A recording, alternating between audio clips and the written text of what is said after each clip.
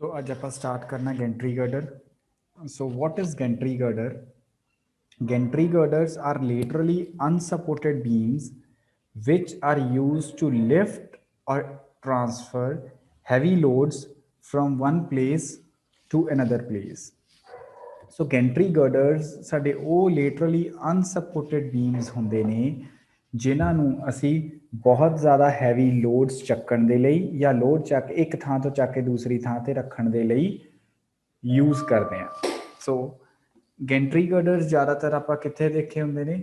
We have seen gantry girders in mills, industrial buildings, workshops. So ਉਹਨਾਂ ਥਾਵਾਂ ਦੇ ਉੱਤੇ ਅਸੀਂ ਗੈਂਟਰੀ ਗਰਡਰ ਅਕਸਰ ਦੇਖਦੇ ਹਾਂ।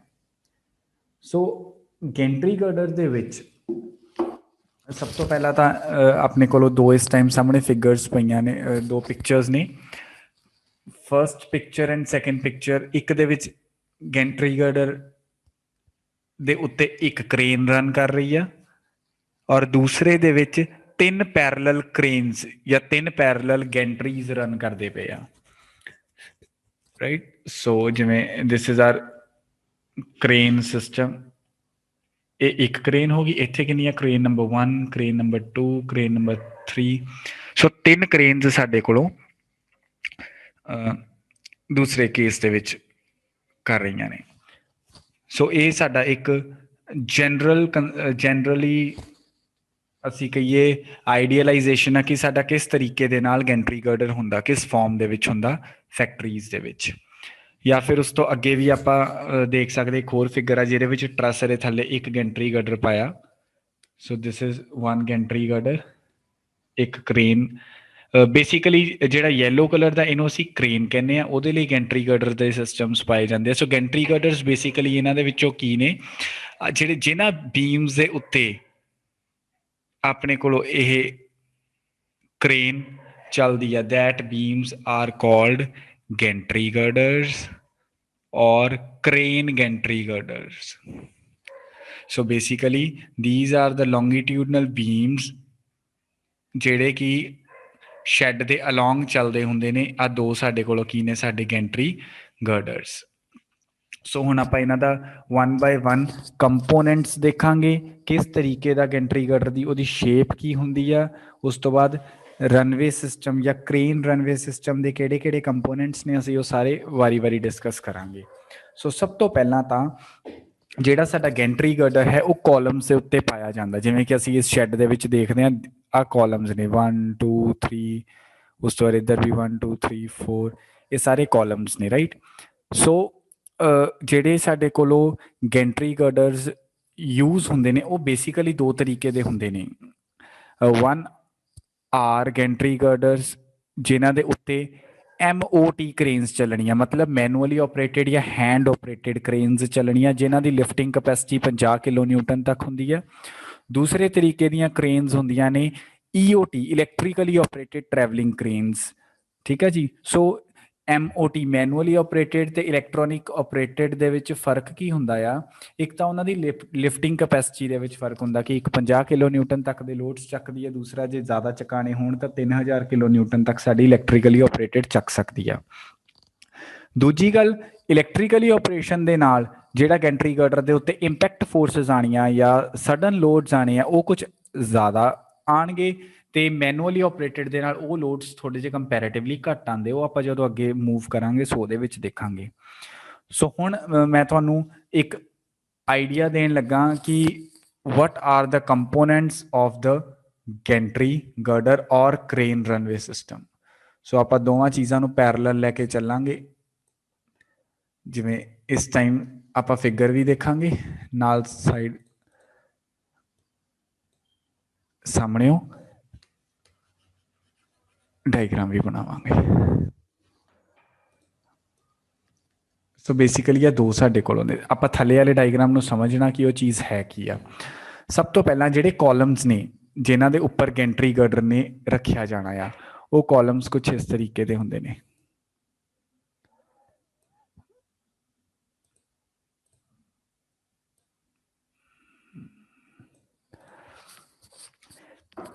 ਇਸ ਤਰੀਕੇ ਦੇ ਕਾਲਮ ਨੂੰ ਅਸੀਂ ਕਹਿੰਦੇ ਆ ਸਟੈਪਡ ਕਾਲਮ, ਜਿਹਦੇ ਵਿੱਚ ਕਿ एक कंपोनेंट के उपर एक कंपोनेंट जिहड़ा है इन द फॉर्म ऑफ जिवें मान लो आई सैक्शन आ, if this is an I section तो आई सैक्शन कटिया गया,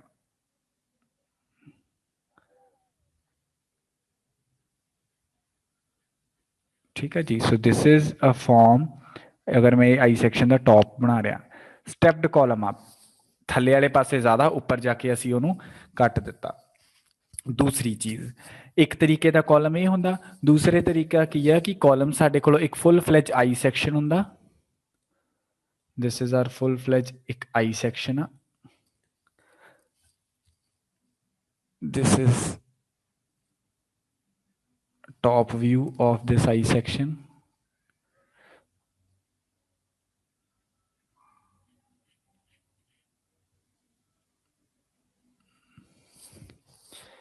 राइट। और ਇਹਦੇ ਨਾਲ ਅਸੀਂ ਕੀ ਕਰਦੇ ਹਾਂ, ਗੈਂਟਰੀ ਗਰਡਰ ਨੂੰ ਰੱਖਣ ਦੇ ਲਈ ਇੱਕ ਪਲੇਟ ਲਗਾਉਂਦੇ ਹਾਂ, ਜਿਸ ਪਲੇਟ ਨੂੰ ਅਸੀਂ ਬੋਲਦੇ ਹਾਂ bracket plate. this plate is called bracket plate। now ਹੁਣ ਇਹਦੇ ਵਿੱਚ ਮੈਂ ਦੋ ਲਾਈਨਸ ਜ਼ਰੂਰ ਡਰਾ ਕਰਨਾ ਚਾਹੂੰਗਾ। ਇਹ ਆਪਣੇ ਕੋਲ ਲਾਈਨ ਹੈ thickness of length ਦੀ,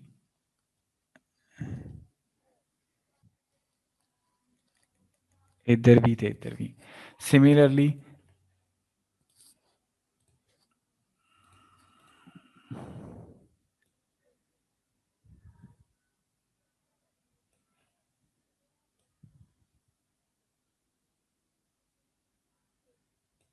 इधर भी एक लाइन आएगी,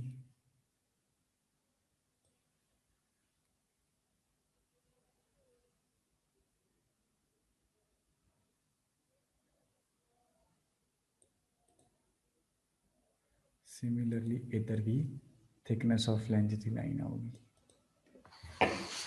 right.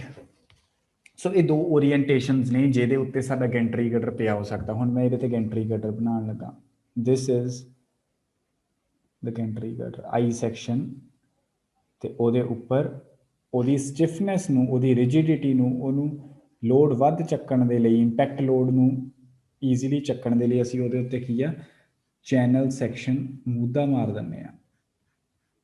So this is I section with a channel section over it, right। so ये अपने को हो गया गैंट्री गर्डर। नाउ हुण जिहड़ा साडे कोल गैंट्री गर्डर है,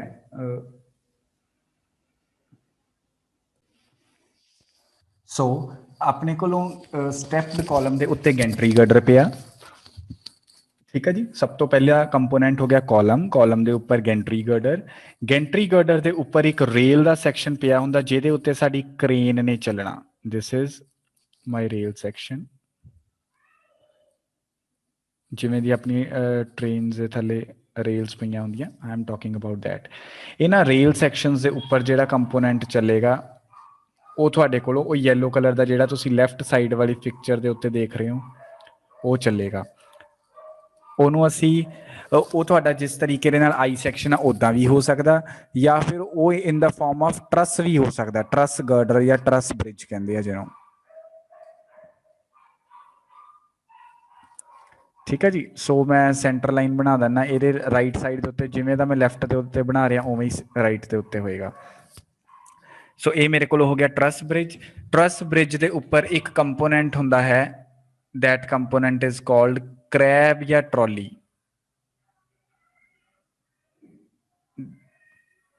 क्रैब या ट्रॉली, जिहदे सेंटर तो एक हुक या होइस्ट लमकदी है जिन्हें कि तुहाडा लोड लिफ्ट करना होंदा, राइट। सो ये साडे कंपोनेंट्स ने। सो आपां दोबारा तो रिवाइज कर लीए। सब तो पहला जिहड़ा साडा होएगा कॉलम, किसी भी तरीके का हो सकता, स्टैप्ड कॉलम भी हो सकता या फिर कॉलम विद ब्रैकेट्स भी हो सकता। उस तो बाद that is gantry girder, gantry girder दे उपर रेल दा सैक्शन, रेल सैक्शन दे उपर क्रेन ब्रिज या क्रेन गर्डर या ट्रस ब्रिज, क्रेन ब्रिज या ट्रस ब्रिज दे ऊपर क्रैब या ट्रॉली, क्रैब या ट्रॉली दे थल्ले जिहड़ा पॉइंट है ਜਿਹਦੇ ਉੱਤੇ ਤੁਹਾਡਾ ਲੋਡ ਲਮਕਣਾ, that is called hoist, or it is also called hook, or it is also called cross travel.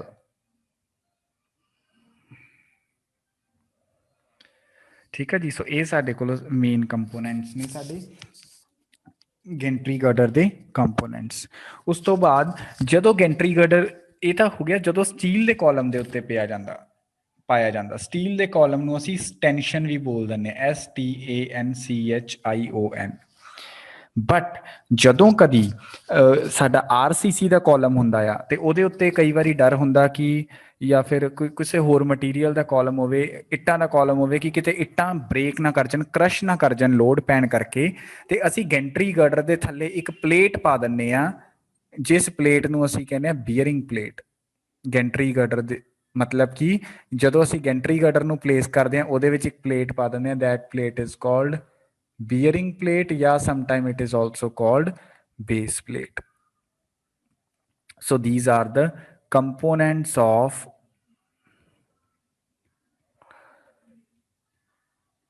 crane runway system.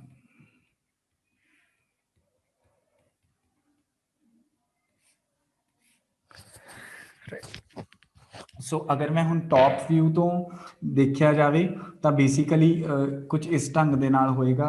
Top view ਤੇ ਇੱਕ ਕਾਲਮ, 2 ਕਾਲਮ, 3 ਕਾਲਮ, 4 ਕਾਲਮ, ਠੀਕ ਹੈ ਜੀ। ਸੋ ਉਹਦੇ ਉੱਤੇ ਇੱਧਰ ਵਾਲੇ ਪਾਸੇ ਇੱਕ ਗੈਂਟਰੀ ਗਰਡਰ, ਇੱਧਰ ਵਾਲੇ ਪਾਸੇ ਇੱਕ ਗੈਂਟਰੀ ਗਰਡਰ, ਠੀਕ ਹੈ ਜੀ। ਇਸ ਗੈਂਟਰੀ ਗਰਡਰ ਦੇ ਉੱਪਰ 2 ਪੈਰਲਲ ਲਾਈਨਸ ਮਿਲਾ ਕੇ ਇਹ ਸਾਡੇ ਕੋਲੋਂ ਕੀ ਹੋ ਜਾਏਗਾ, ਟਰਸ ਬ੍ਰਿਜ। ਟਰਸ ਬ੍ਰਿਜ ਦੇ ਉੱਪਰ ਸਾਡੀ ਚੱਲੇਗੀ crab. So this is crab. ਉਹਦੇ ਥੱਲੇ ਸਾਡੇ ਕੋਲੋਂ ਟਰਸ ਗਰਡਰ ਜਾਂ ਟਰਸ ਬ੍ਰਿਜ। ਟਰਸ ਬ੍ਰਿਜ ਕਿਹਦੇ ਉੱਤੇ ਰੈਸਟ ਕਰ ਰਿਹਾ, ਗੈਂਟਰੀਜ਼ ਉੱਤੇ ਜਾਂ ਗੈਂਟਰੀ ਗਰਡਰ ਉੱਤੇ। ਔਰ ਗੈਂਟਰੀ ਗਰਡਰਸ ਕਿਹਦੇ ਉੱਤੇ ਰੈਸਟ ਕਰਦੇ ਪਏ ਆ, ਗ੍ਰੀਨ ਕਲਰ ਦੇ ਕਾਲਮਸ ਦੇ ਉੱਤੇ।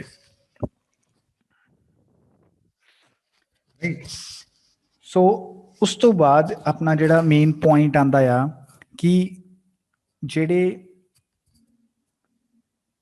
ਗੈਂਟਰੀ ਗਰਡਰ ਦੇ ਉੱਤੇ ਲੋਡਸ ਲੱਗਦੇ ਆ ਉਹ ਕਿਸ ਫਾਰਮ 'ਚ ਲੱਗਦੇ ਆ। ਸੋ ਬੇਸਿਕਲੀ ਆਪਾਂ ਹੁਣ ਨੈਕਸਟ ਟੌਪਿਕ ਆਪਣਾ ਸਟਾਰਟ ਕਰਨ ਲੱਗੇ, that is loads on gantry ਗਰਡਰ।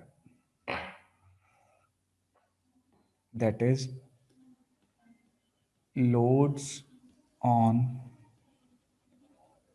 gantry girder.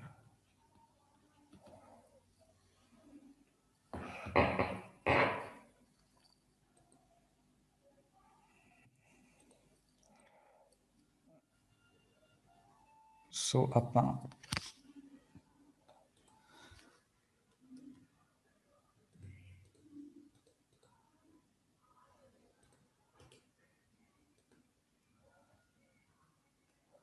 ਕੁਝ ਇਸ ਢੰਗ ਦੇ ਨਾਲ 4 ਕਾਲਮਸ ਬਣਾ ਲੈਂਦੇ ਹਾਂ।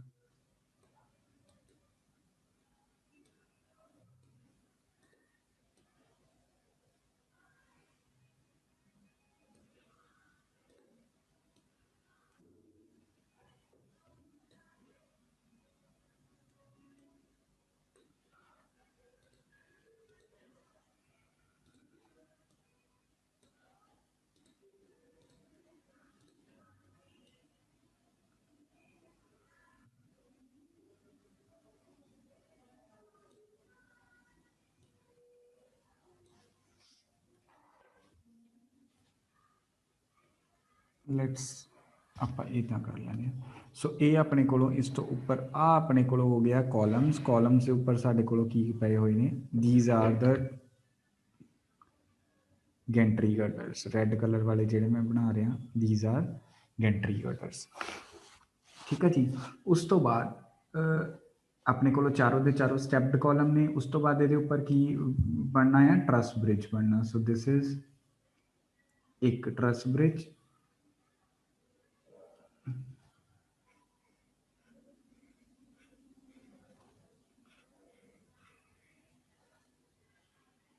और same parallel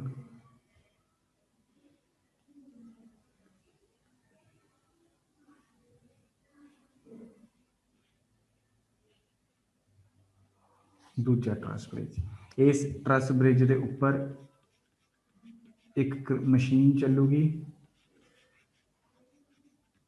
which is called crab, और उस क्रैब के सेंटर तो एक निकल रही है हुक, और ये चार कोनिया के उत्ते इस क्रैब के टायर ने।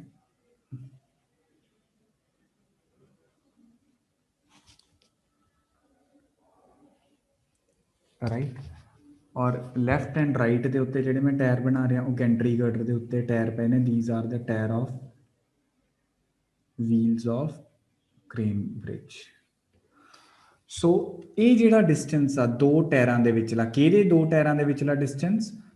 क्रेन के टायरां दे विचला।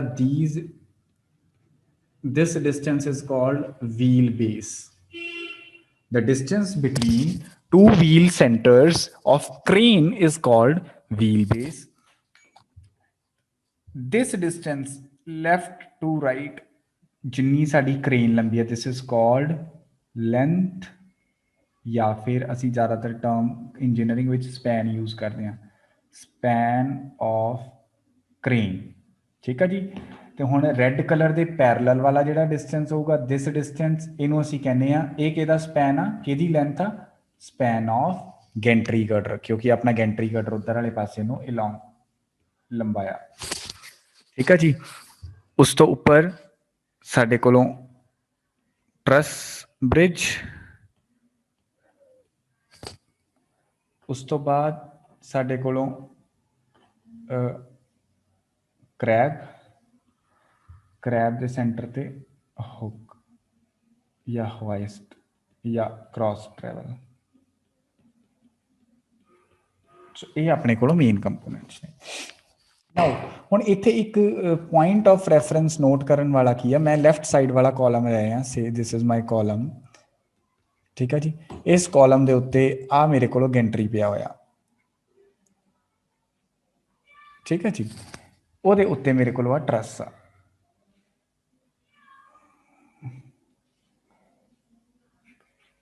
ये ट्रस आ। हुण एक चीज़ नोट करन वाली है कि जदों क्रैब मेरा पूरा लैफ्ट के उत्ते मैं ले आवां, क्रैब मेरा एग्जैक्ट लैफ्ट पोजीशन के उत्ते आ गया, तो क्रैब के सेंटर तो मेरी हुक आएगी। तो कभी भी गैंट्री गर्डर के सेंटर के उत्ते, मतलब from this centre, Gentry girder का सेंटर आया जिन्हों कॉलम का सेंटर भी कहने आ, ये सेंटर तो हुक जी कुछ डिस्टेंस के उत्ते रहेगी, ये कभी भी ये एग्जैक्ट उपर नहीं आ सकती। ठीक है, क्योंकि उपर साडे कोल क्रैब आ जिहड़ा वो ज़्यादा लैफ्ट खब्बे पासे नहीं जा सकता। तो जिहड़ा ये डिस्टेंस होगा, जिहड़ा घट्टो घट्ट हुक नूं मेनटेन करके रखना पऊगा, दिस डिस्टेंस इज कॉल्ड, इनू असीं कहने आ एंड क्लीयरेंस, या फिर it is called minimum hook approach. Minimum hook approach. ठीक है जी। अपनी हुक अप्रोच कितनी आ। सो ये भी साडे लई, ये सानू क्वेश्चन दे विच दिता होगा। हुण अगर आप इत्थों देखिए, this is my Gentry girder. हुण आपां सिर्फ गैंट्री गर्डर डिजाइन करना, इस करके असीं लोड्स भी सिर्फ इहदे ही देखांगे। जदों गैंट्री गर्डर दे उत्ते मेरा क्रेन चलेगी तां वो कुछ इस तरीके दे इस तरीके दे नाल चलूगी, या अगे नूं या पिछे नूं। तां जाहिर आ कि वो जिहड़ा लोड भी पाऊगा वो गैंट्री गर्डर दे अलोंग पाऊगा। दिस इज अलोंग दी जी गैंट्री गर्डर। तो जो क्रैब चलूगा पिंक कलर वाला, जो क्रैब मूव करेगा तो वह किस तरीके दे नाल मूव करेगा, आइदर लैफ्ट और राइट, इस तरीके दे नाल लैफ्ट और राइट। सो ओदे करके गैंट्री गर्डर उत्ते किस तरीके का लोड पाऊगा, across the gantry girder, across कह लो या lateral to the gantry girder. अगर मैं हुण इत्थे साइड दे उत्ते एक गैंट्री गर्डर बनावां, if suppose this is my gantry girder, a red color वाला, ਤਾਂ ਟਾਇਰਾਂ ਦੇ ਚੱਲਣ ਦੇ ਨਾਲ ਕਿਹਦੇ ਟਾਇਰ, ਕ੍ਰੇਨ ਦੇ ਟਾਇਰ ਚੱਲਣ ਦੇ ਨਾਲ ਜਿਹੜਾ ਲੋਡ ਲੱਗੂਗਾ ਉਹ ਲੱਗੇਗਾ along the, this is along the gantry girder। ਇਹ ਕਿਹਦੇ ਕਰਕੇ ਆ? ਕ੍ਰੇਨ ਦੇ ਟਾਇਰਾਂ ਦੇ ਕਰਕੇ। ਦੂਸਰੇ ਤਰੀਕੇ ਦਾ ਲੋਡ ਆਪਾਂ ਕਿਹੜਾ ਦੇਖਿਆ? ਰਾਈਟ ਸਾਈਡ ਦੇ ਉੱਤੇ ਲੈਫਟ ਔਰ ਰਾਈਟ ਮੂਵ ਕਰੂਗਾ। ਇਹ ਕਿਹਦੇ ਕਰਕੇ ਹੋਊਗਾ? ਦਿਸ ਇਜ਼ ਪਹਿਲੀ ਗੱਲ ਅਕ੍ਰੋਸ ਦੀ ਗੈਂਟਰੀ ਗਰਡਰ, ਔਰ ਇਹ ਹੋਏਗਾ ਕਰੈਬ ਦੇ ਚੱਲਣ ਦੇ ਕਰਕੇ, ਜਦੋਂ ਕਰੈਬ ਮੂਵ ਕਰਦਾ। ਤੇ ਤੀਸਰੇ ਤਰੀਕੇ ਦਾ ਲੋਡ ਜਿਹੜਾ ਬਹੁਤ ਨਾਰਮਲ ਆ, ਜਿਹੜਾ ਹਰੇਕ ਸਟਰਕਚਰ ਦੇ ਉੱਤੇ ਆਣਾ ਹੀ ਆਣਾ, ਉਹਦਾ ਖੁਦ ਦਾ vertical load. Vertical load. So ਤਿੰਨ ਤਰੀਕੇ ਦੇ ਲੋਡ। ਕੋਈ ਵੀ ਚੀਜ਼ ਦਾ ਭਾਰ ਗ੍ਰੈਵਿਟੀ ਕਰਕੇ ਥੱਲੇ ਆਊਗਾ। ਸਭ ਤੋਂ ਪਹਿਲੇ ਤਰੀਕੇ ਦਾ ਲੋਡ ਜਿਹੜਾ ਅਸੀਂ ਐਨਾਲਿਸਿਸ ਕਰਾਂਗੇ ਦੈਟ ਇਜ਼ ਵਰਟੀਕਲ ਲੋਡ। ਉਸ ਤੋਂ ਬਾਅਦ ਦੂਸਰੇ ਤਰੀਕੇ ਦਾ ਲੋਡ ਹੋਏਗਾ ਜਦੋਂ ਕਰੈਬ ਚੱਲਦੀ ਪਈ ਆ ਤੇ ਉਹਦੇ ਕਰਕੇ ਉਹ ਲੈਫਟ ਰਾਈਟ ਮੂਵ ਕਰ ਰਿਹਾ, ਤੇ ਗੈਂਟਰੀ ਗਰਡਰ ਉੱਤੇ ਜਿਹੜਾ ਗ੍ਰੀਨ ਕਲਰ ਵਾਲਾ, ਲਾਈਟ ਗ੍ਰੀਨ ਕਲਰ ਵਾਲਾ ਲੋਡ ਪੈਣਾ, ਜਿਹਨੂੰ ਹੁਣ ਮੈਂ B ਮਾਰਕ ਕਰ ਰਿਹਾ, ਉਹ ਅਕ੍ਰੋਸ ਦੀ ਗੈਂਟਰੀ ਗਰਡਰ ਪਊਗਾ। ਤੀਸਰਾ ਜਿਹੜਾ ਹੈ ਕ੍ਰੇਨ ਦੇ ਚੱਲਣ ਦੇ ਕਰਕੇ ਹੋਏਗਾ, ਉਹ ਅਲੋਂਗ ਦੀ ਗੈਂਟਰੀ ਗਰਡਰ ਹੋਏਗਾ C load, that is due to the movement of the crane। now ਹੁਣ ਇਹਨਾਂ ਨੂੰ ਕਹਿੰਦੇ ਕੀ ਆ? ਜਿਹੜਾ ਲੋਡ along ਦੀ ਗੈਂਟਰੀ ਗਰਡਰ ਹੋਏਗਾ, ਜਿਹੜਾ ਲੋਡ along ਦੀ ਗੈਂਟਰੀ ਗਰਡਰ ਆ, ਉਹਦੀ ਲੈਂਥ ਦੇ along ਆ, that loads are called longitudinal loads, ਜਾਂ ਫਿਰ these are also called drag loads। ਦੂਸਰੇ ਤਰੀਕੇ ਦਾ ਲੇਟਰਲ ਲੋਡ। ਲੇਟਰਲ ਲੋਡ ਕਿਹੜਾ ਹੁੰਦਾ ਆ? ਜਿਹੜਾ ਗੈਂਟਰੀ ਗਰਡਰ ਤੇ ਅਕ੍ਰੋਸ ਲੱਗ ਰਿਹਾ, ਉਹਨੂੰ ਅਸੀਂ ਬੋਲਾਂਗੇ ਸਰਜ ਲੋਡ। ਔਰ ਤੀਸਰੇ ਤਰੀਕੇ ਦਾ ਸਾਡੇ ਕੋਲ ਲੋਡ ਕਿਹੜਾ ਹੈ? Vertical load, that is due to self weight. ਕੱਲੇ ਕੱਲੇ ਮੈਂਬਰ ਦਾ। ਸੋ ਅਗਰ ਮੇਰੇ ਕੋਲ ਆ ਗੈਂਟਰੀ ਗਰਡਰ ਆ, ਗੈਂਟਰੀ ਗਰਡਰ ਦੇ ਅਲੋਂਗ ਜਿਹੜਾ ਲੱਗਦਾ ਪਿਆ that is called drag load। across ਜਿਹੜਾ ਲੱਗਦਾ ਪਿਆ that is called surge load। ਥੱਲੇ ਨੂੰ ਜਿਹੜਾ ਲੱਗਦਾ ਪਿਆ that is called vertical load। so these are the three types of loads which will act on the gantry girder। ਠੀਕ ਹੈ ਜੀ। ਬਸ ਅੱਜ ਦਾ ਲਾਸਟ ਟੌਪਿਕ ਕੀ ਆ ਕਿ ਗੈਂਟਰੀ ਗਰਡਰ ਉੱਤੇ ਕਿਹਦਾ ਕਿਹਦਾ ਲੋਡ ਪਊਗਾ, ਜਾਂ ਲੋਡਸ ਕਿਹੜੇ ਕਿਹੜੇ ਐਕਟ ਕਰਨਗੇ। ਇਹ ਤਾਂ ਹੋ ਗਿਆ ਆਪਾਂ ਸਿਰਫ ਅੱਜ ਵਰਟੀਕਲ ਲੋਡਸ ਦੀ ਗੱਲ ਕਰਾਂਗੇ। ਵਰਟੀਕਲ ਲੋਡਸ ਪੜ੍ਹ ਲਏ। ਹੁਣ ਵਰਟੀਕਲ ਲੋਡਸ ਦੇ ਵਿੱਚ ਕਿਹੜੇ ਕਿਹੜੇ ਲੋਡਸ ਹੋਣਗੇ ਜਿਹੜੇ ਗੈਂਟਰੀ ਗਰਡਰ ਦੇ ਉੱਪਰ ਆਣੇ ਆ? ਯਾਦ ਕਰੋ, ਗੈਂਟਰੀ ਗਰਡਰ, this is my ਗੈਂਟਰੀ ਗਰਡਰ the section. ਇਹਦੇ ਉੱਪਰ ਕੀ ਪਏਗਾ? ਰੇਲ। ਸੋ ਸਭ ਤੋਂ ਪਹਿਲਾ ਹੋਏਗਾ self weight of rail section. दूसरा ਉਹਦੇ ਉੱਪਰ ਸਾਡੇ ਕੋਲੋਂ ਕੀ ਆ? Crane bridge. Weight of crane bridge, ਇਹ ਦੂਸਰੇ ਤਰੀਕੇ ਦਾ ਲੋਡ ਹੋ ਗਿਆ। ਤੀਸਰਾ, ਕ੍ਰੇਨ ਬ੍ਰਿਜ ਦੇ ਉੱਪਰ ਜਿਹੜੀ ਚੀਜ਼ ਚੱਲਣੀ ਆ that is crab। so weight of crab ਜਾਂ ਫਿਰ ट्रॉली। चौथा, self weight of gantry girder, gantry girder का खुद का वेट।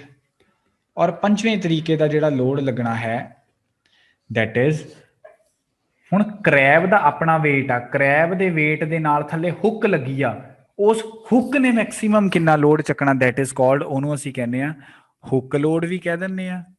ठीक है, या फिर असीं कह दिंदे आ load lifted by crane, sorry load lifted by crab, या फिर ਉਹਨੂੰ ਅਸੀਂ ਕਹਿ ਦਿੰਦੇ ਕ੍ਰੇਨ ਕਪੈਸਿਟੀ, ਕਿਉਂਕਿ ਅਲਟੀਮੇਟਲੀ ਉਹ ਆਣਾ ਤਾਂ ਲੋਡ ਕ੍ਰੇਨ ਦੇ ਉੱਤੇ ਆ। That is called crane capacity. So ਸਾਡੇ ਲਈ ਜਿਹੜੇ ਮਾਇਨੇ ਰੱਖਣ ਵਾਲੇ ਤਿੰਨ ਲੋਡਸ ਨੇ, ਕ੍ਰੇਨ ਬ੍ਰਿਜ ਦਾ ਖੁਦ ਦਾ, ਕਰੈਬ ਦਾ ਤੇ ਕ੍ਰੇਨ ਕਪੈਸਿਟੀ ਦਾ, ਇਹ ਤਿੰਨ ਵਰਟੀਕਲ ਲੋਡਸ ਨੇ ਸਭ ਤੋਂ ਵੱਧ ਅਸਰ ਪਾਣਾ। ਬਾਕੀ ਰੇਲ ਸੈਕਸ਼ਨ ਤੇ ਗੈਂਟਰੀ ਗਰਡਰ ਦਾ ਜਿਹੜਾ ਖੁਦ ਦਾ ਵੇਟ ਆ, ਉਹ ਪਹਿਲੀ ਗੱਲ ਤਾਂ ਇਹ ਦੋਵੇਂ ਚੀਜ਼ਾਂ ਹਿੱਲਣੀਆਂ ਵੀ ਨਹੀਂ ਹੈਗੀਆਂ। ਇਹ ਸਟੈਟਿਕ ਲੋਡ ਨੇ, ਖੜੇ ਲੋਡ ਨੇ, ਇਹਨਾਂ ਨੇ ਹਿੱਲਣਾ ਨਹੀਂ। ਬਾਕੀ ਦੋਵੇਂ ਚੀਜ਼ਾਂ ਨੇ ਹਿੱਲਣਾ ਆ, ਤਿੰਨੋਂ ਚੀਜ਼ਾਂ ਨੇ। ਠੀਕ ਆ, ਕ੍ਰੇਨ ਨੇ ਵੀ ਹਿੱਲਣਾ, ਕਰੈਬ ਨੇ ਵੀ ਹਿੱਲਣਾ, ਤੇ ਜਿਹੜਾ ਹੁੱਕ ਦੇ ਉੱਤੇ ਲੋਡ ਲਮਕਿਆ ਆਊਗਾ ਉਹਨੇ ਵੀ ਹਿੱਲਣਾ। ਸੋ ਉਹਨਾਂ ਦਾ ਅਸਰ ਜ਼ਿਆਦਾ ਹੋਏਗਾ ਇਨ ਕੰਪੈਰੀਜ਼ਨ ਟੂ ਦੀਜ਼ ਟੂ। ਇਹ ਦੋਵੇਂ ਆਪਣੇ ਲਈ ਓਨੇ ਮਾਇਨੇ ਨਹੀਂ ਰੱਖਣਗੇ, ਪਰ ਆਪਾਂ ਇਹਨਾਂ ਨੂੰ ਯੂਜ਼ ਕਰਨਾ, ਆਪਾਂ ਇਹਨਾਂ ਨੂੰ ਕੰਸੀਡਰ ਕਰਾਂਗੇ। ਠੀਕ ਆ ਜੀ। ਸੋ ਇਹ ਆਪਣੇ ਕੋਲੋਂ ਜਿਹੜੇ ਨੇ ਤਿੰਨ ਤਰੀਕੇ ਦੇ ਲੋਡ ਨੇ ਵਰਟੀਕਲ ਦੇ। ਸੋ ਜੇ ਆਪਾਂ ਨੂੰ ਕੋਈ ਪੁੱਛੇ ਕਿ what is the maximum possibility, maximum load ਜਾਂ ਮੈਕਸਿਮਮ ਲੋਡ ਇਫੈਕਟ ਕਦੋਂ ਆਊਗਾ, ਜਦੋਂ ਸਾਡੇ ਕੋਲੋਂ ਗੈਂਟਰੀ ਗਰਡਰ ਦੇ ਉੱਤੇ ਕ੍ਰੇਨ ਵੀ ਚੱਲਦੀ ਹੋਏਗੀ ਅੱਗੇ ਪਿੱਛੇ ਨੂੰ ਤੇ ਕਰੈਬ ਵੀ ਚੱਲਦਾ ਹੋਏਗਾ ਲੈਫਟ ਰਾਈਟ ਨੂੰ। ਦੋਵੇਂ ਚੀਜ਼ਾਂ ਜਦੋਂ ਪੈਰਲਲ ਹੀ ਚੱਲਣਗੀਆਂ, ਇਹ ਇੱਧਰ ਨੂੰ ਮੂਵ ਕਰੇਗਾ ਅੱਗੇ ਪਿੱਛੇ ਤੇ ਜਿਹੜੀ ਕਰੈਬ ਆ ਉਹ ਇੱਧਰ ਨੂੰ ਮੂਵ ਕਰੇਗੀ। ਜਦੋਂ ਇਹ ਦੋਵੇਂ ਚੀਜ਼ਾਂ ਚੱਲਣਗੀਆਂ, ਇਹ ਸਭ ਤੋਂ ਕ੍ਰਿਟੀਕਲ ਕੰਡੀਸ਼ਨ ਹੋਏਗੀ, ਸਭ ਤੋਂ ਵੱਧ ਲੋਡ ਉਸ ਟਾਈਮ ਡਿਵੈਲਪ ਹੋਏਗਾ, ਰਾਈਟ। ਸੋ ਇਹ ਆਪਣੇ ਕੋਲ ਹੋ ਗਈਆਂ loading conditions. So from next lecture onwards ਆਪਾਂ ਇਹਦੇ ਡਿਜ਼ਾਈਨ ਸਟੈਪਸ ਕਰਾਂਗੇ ਤੇ ਨਾਲ ਦੀ ਨਾਲ ਉਹਦਾ ਨੂਮੈਰੀਕਲ ਕਰਾਂਗੇ। That is all for today. Thank you.